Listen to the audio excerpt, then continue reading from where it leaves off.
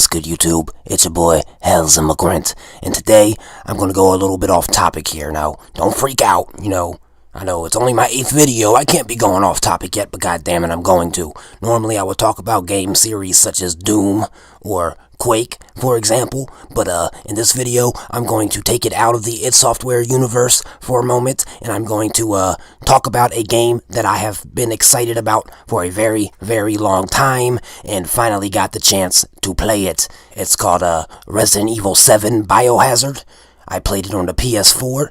And, today I'm going to be, reviewing it, if you will. Telling you my opinions and thoughts about Resident Evil 7 Biohazard. But, before I get to that, I'm going to ask you to please hit that like button, comment on the video below, let me know what you thought about the game, and please, subscribe to my channel if you have not already. I got a couple videos out now, and I'll have more videos out whenever the hell they get done. Now, with that being said, let's get to the topic at hand. Now, when it comes to Resident Evil 7 Biohazard, this is a game I was excited about for a very long fucking time. I was keeping up to date with screenshots and trailers and all that cool shit as the game was in the process of being released. When it finally was released, I didn't get to play it because I didn't, have the money for it, at the time, and I didn't want to torrent it or anything like that, so I waited patiently, until I had the opportunity to purchase it. But I didn't have to purchase it because a friend of mine ended up buying it, and I just played his copy. And that worked out fine. So, I'm all hyped up. I'm finally about to play this game. By the way, I just beat it yesterday. So, what the fuck was it? Yeah, the 21st. The 21st of March, 2017 is the day that I beat Resident Evil 7 Biohazard, okay? I beat the game. Before I get into what I don't like about the game, I'm going to do the good news first. The good news is, this game looks fucking phenomenal, alright? It looks absolutely goddamn beautiful. Playing this game, just visually, it looks like you're actually fucking doing like some urban exploration. You in some abandoned house in the middle of the woods and shit. It looks really good. It looks really good. The feeling is, at first at least, similar to a very, very first Resident Evil game, exploring the mansion and shit. I got that feeling all over again, the first person perspective, that was done amazingly. It was done amazingly. And the characters were some of the coolest characters I've ever seen in this goddamn series so far. The mold monsters, fucking phenomenal creatures. I loved them. And the main enemy, Alessa, or whatever the fuck her name is, we'll just call her Alessa, because that's what I vaguely remember it as being, is hands down the coolest fucking higher powered creatures in the series. Throughout the whole Resident Evil series, there hasn't been one fucking creature, in my opinion at least, that can compare to Alessa. She was fucking awesome. Aside from that, though, this game is fucking garbage. Straight up goddamn full-blown garbage, and I'm gonna tell you why. First off, when the game starts out, the opening is awesome. Alright, it's a good experience, it's got a lot of build-up to it, and I really enjoyed that. It kept me, okay, this is setting up for some crazy shit, man. It's gonna be a crazy fucking game, and I'm gonna love every moment of it. And when it comes to the intro, I did. Until you get there's that fight with your girl, your wife or whatever, and she cuts your arm off. Holy shit, that just got real. This whole game's gonna be played one-armed, or some crazy shit will happen and you'll grow the arm back. But no, instead, after she knocks you out, well, she doesn't knock you out, the old nigga does. You wake up at the dinner table, and your arm is now stapled back on and fully functional. So, this character done got his arm chopped off, and with a few staples, it's now fully functional. All his nerve endings are now reattached. His bones fucking damn near healed. It's all fucking working perfect. Every fucking tendon is all just sewn back together magically in this house in the middle of fucking nowhere. Now, maybe there's a piece of paper, document, or something collectible you can find that explains how this happened, but as far as I know, this nigga wasn't injected with the virus. He wasn't infected. He didn't go crazy at any point in the game. So, how the hell does his hand just magically get stapled back on? Hell, the knife wound through his fucking palm. Even though you sewed his arm back on, his palm still got a big-ass fucking hole going through it like goddamn Jesus. You know what I'm saying? So, that just didn't make any sense to me, and it was silly. It was goofy. Same thing happened with the leg. Eventually you get your leg chopped off and then boom, it's magically fucking back. That was just a failed attempt, in my opinion, to be fucking gritty and edgy, and it just turned out to be silly. The bosses, I really enjoyed the concept of just going through each member of the Baker family, one by one. Each boss actually was a pretty good boss and shit, but the fact is, there's little that happens between them. Once you beat one boss, you know, about 20-25 minutes later, you're gonna be fighting the next one. There's just a lack of build-up from one boss to the next. Okay, as far as enemies go, the molders, they're absolutely amazing. Okay, but what makes this a problem though is the lack of molders. You got the regular ones, you got the ones with like the spikes and shit on their arm, you got the ones that crawl, and you got the fat ones that vomit. Projectile vomit. That's it. That's literally the only fucking monsters you're gonna see in this goddamn game. Which wouldn't be a problem if there was more of them. And what I mean by that is, if you had to fight hordes among hordes, or at least an amount of molders over a period of time, that would amount to a horde, that'd be cool and all, but like I said, there's so little fucking amount of fucking gameplay between one boss to the next. They really don't pose much of a threat. Once again, just like the arm and the leg, the molders are damn silly. I can go up with a damn pocket knife, hit them, dodge back, hit them, dodge back. They pose absolutely no threat. And God forbid you get a goddamn gun. If you get a gun, they're the easiest things in the world to get rid of. They pose no threat. There's no challenge whatsoever. They're simply there to look cool. And they do a good job at looking cool, but that's it. When it comes to the characters, the main character, it is what it is. I don't really feel a connection to him, but I gotta say, he's the hardest motherfucker in any video game of the year 2017. Maybe the game came out in 2016. I don't know. I think it was 2017. But anyways, he's the hardest character right now. This motherfucker was getting arms, legs, chopped off, stabbed through the palms, and you barely hear this dude scream.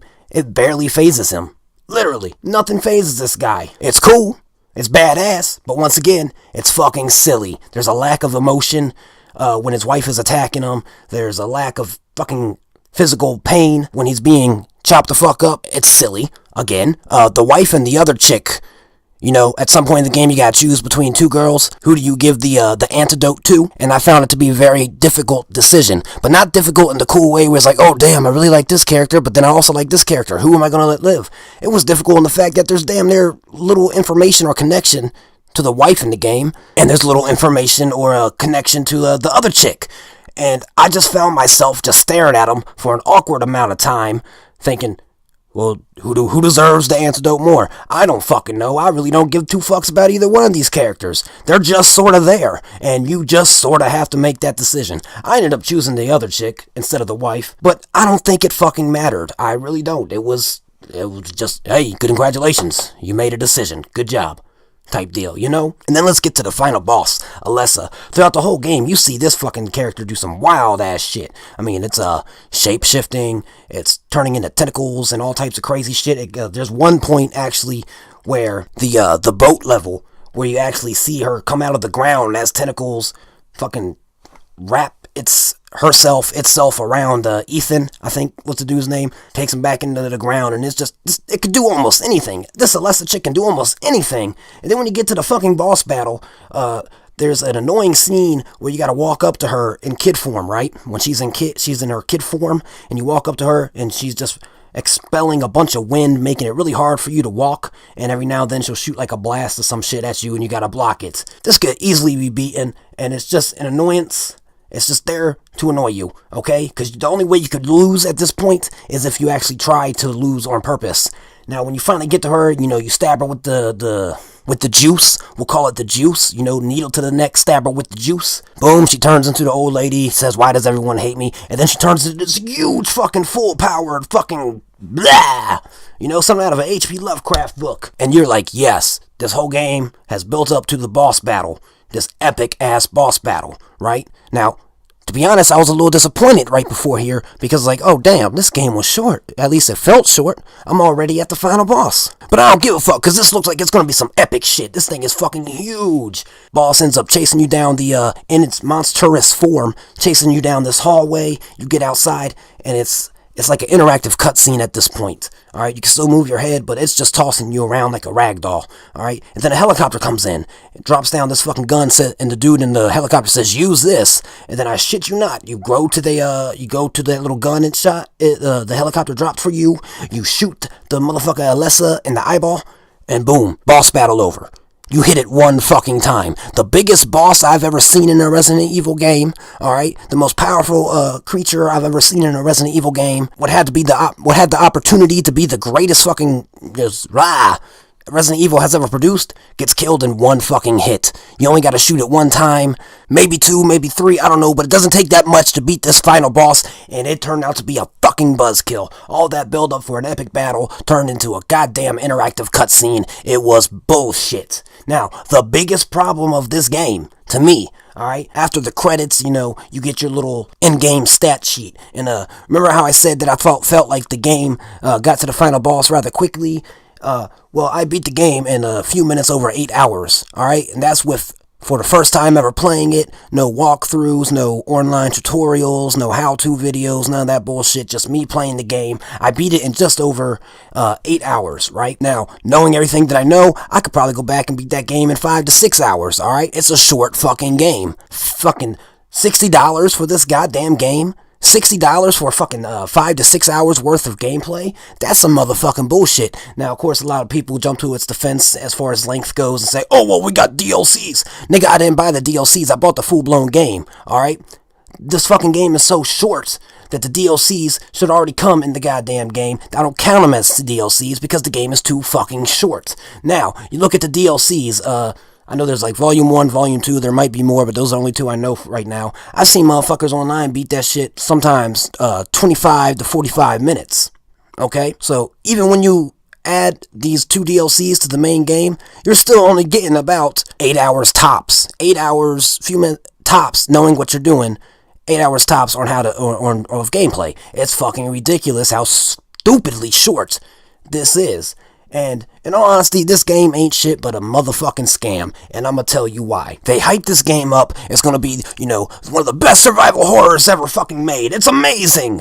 No, they hyped this fucking game up. You get about 5 to 6 hours worth of gameplay for $59.99, okay? Then you got a DLC expansion for $9.99, and like I said, that only 25, 45 minutes worth of gameplay. And then you got another DLC for $14.99, once again, only about 25 to 45 minute gameplay, which means you just spent $84.97 for about 8.5 fucking hours of gameplay, alright? 8.5, 9 hours, whatever the fuck. A very short amount of gameplay. $80-something for that?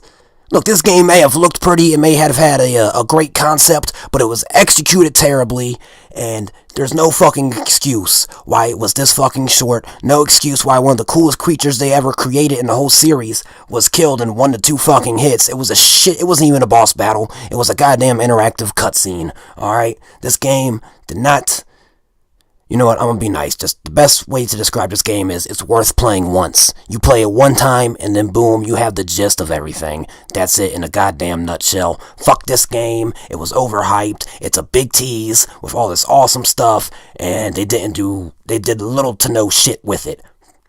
That's Resident Evil 7 Biohazard. My review. Fuck it. Like, comment, subscribe.